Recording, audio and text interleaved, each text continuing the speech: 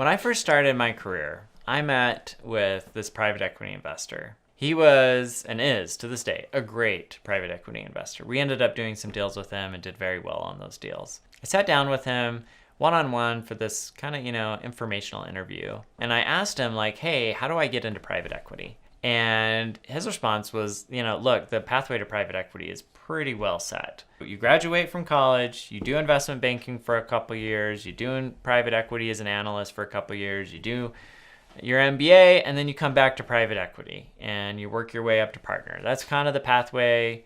It's the way, hundreds, if not thousands of individuals do it every year, and will continue to do it. And I remember thinking like I was kind of disappointed because I didn't want to work in investment banking. It sounded horrible. 100+ hour weeks, building like boring financial models, being yelled at by, the managing director for making a little mistake here and there, building PowerPoint decks all day long. It just didn't, and it the pay was good, but then you had to live in New York City. And so all of your pay was just being poured into rent. And it just didn't get me super excited. But I thought, hey, that's the pathway that you have to go. And so it really made me question whether or not I wanted to work in private equity. Well, I'm here to tell you that if you want to work in private equity, you don't have to do investment banking, at least not anymore. And there are alternative pathways, and that's what I'm going to talk about in this video. So the first thing you have to understand is the traditional path. Now, I just walked through the basic traditional path, but you have to understand why it's the traditional path.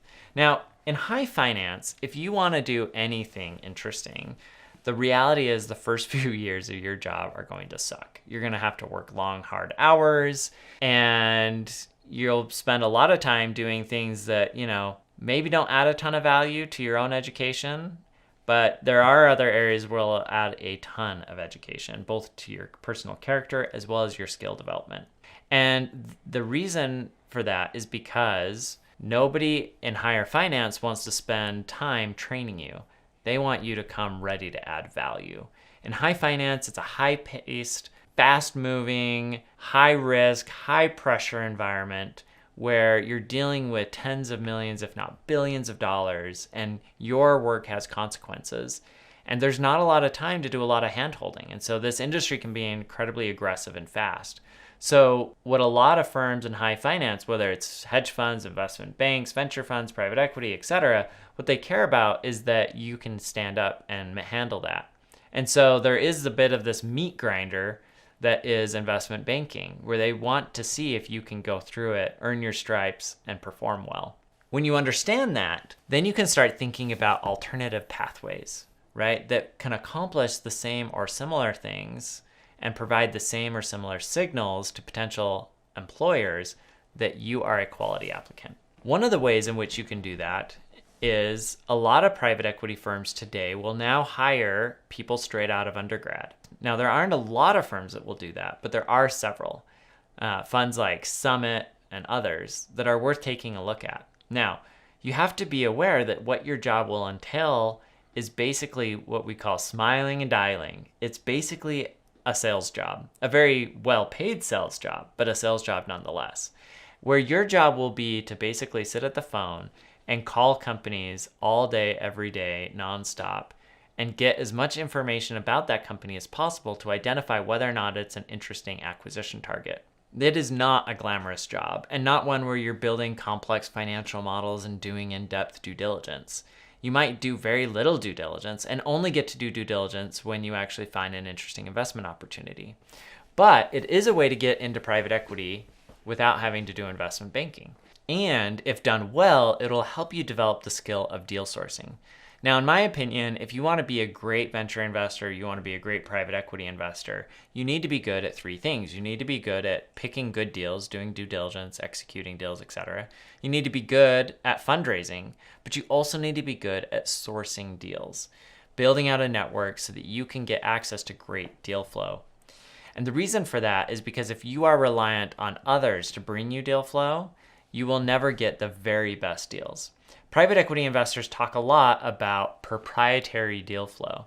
And the idea behind proprietary deal flow is that it's something that they alone have access to that deal. And because they alone have access to it, they're able to get a better price because they're not bidding on it against a bunch of other private equity funds. Your ability to develop a strategy and source proprietary deal flow could be a key differentiator in your ability to be a great private equity investor. And in fact, those that are going to get promoted most quickly from analyst to VP or partner are those that can identify and gain access to the very best investment opportunities. Okay. Another pathway you could take is, let's say you're already in your career, you're not an undergrad, and you don't want to go work smiling and dialing for deals. Another career in private equity that's a little less known is being an operating partner.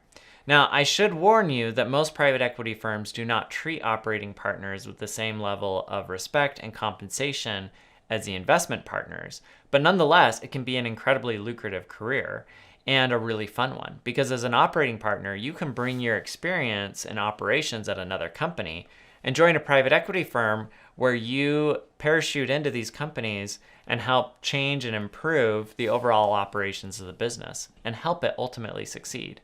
This can be a great second chapter to a career where maybe you've built a bunch of businesses or you've helped grow a bunch of businesses, and now you're looking to take board seats and, have a little bit of operational hand-holding.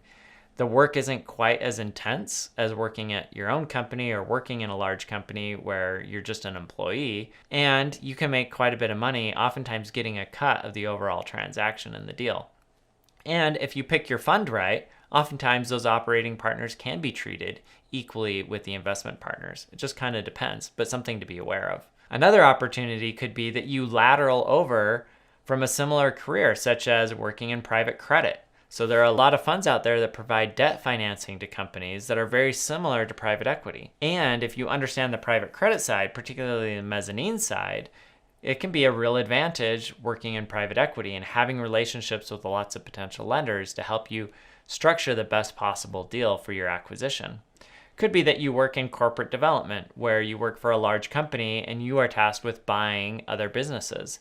That can be an incredibly valuable role because you might come with a large network of other strategic acquirers that could represent a huge advantage. Plus, you'll have experience knowing how to diligence potential acquisition targets. Another pathway is through management consulting, although honestly, it tends to be a less popular or less common pathway than investment banking. But it's still a good one. And there are a lot of firms that have built their reputation on hiring and management consultants because they can come in and provide operational know-how and expertise to help those companies succeed. Bain Capital was one of the first to really do this, borrowing a lot of the know-how from Bain Consulting to help portfolio companies that Bain Capital would acquire and help them succeed. And then lastly, the other way you can do it is kind of start your own fund.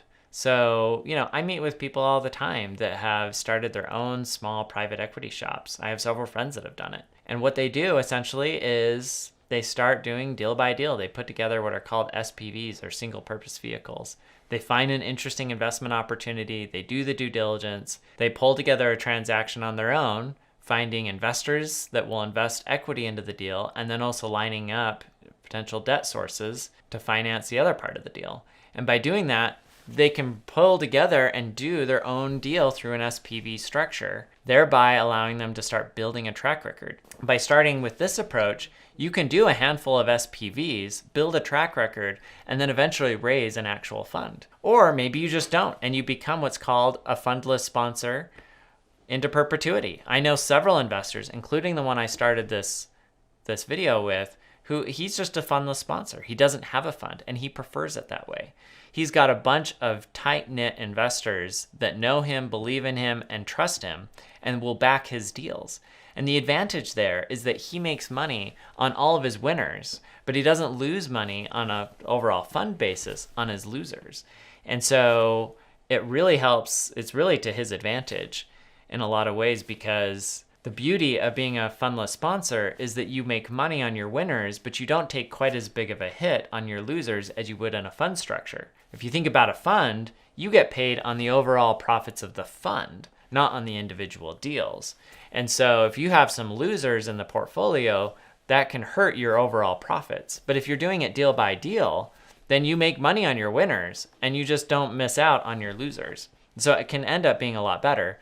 The challenge, though, is that unless you have a tight-knit group of investors, it can be a little bit like chasing cats, and it can make it hard to close deals quickly, which can oftentimes mean the difference between being able to get the deal done or not. If you're like him and you've built this track record of success, then it's a lot easier to pull investors in and have them invest in every company that you end up doing. And so you end up getting the best of both the fund world as well as the fundless sponsor world. Anyways, so there are a lot of pathways into private equity outside of the traditional investment banking route. But remember, what you've got to demonstrate is you've got the chops, the skills, the abilities, the fortitude to actually hang in this industry. And if you can do that and you can demonstrate that you can add more to the pie than you're going to take from it, then there will be a lot of opportunities, not just within private equity, but in business in general, for you to carve out a really interesting career. If you'd enjoyed this video, check out my video on how to get into venture capital without experience.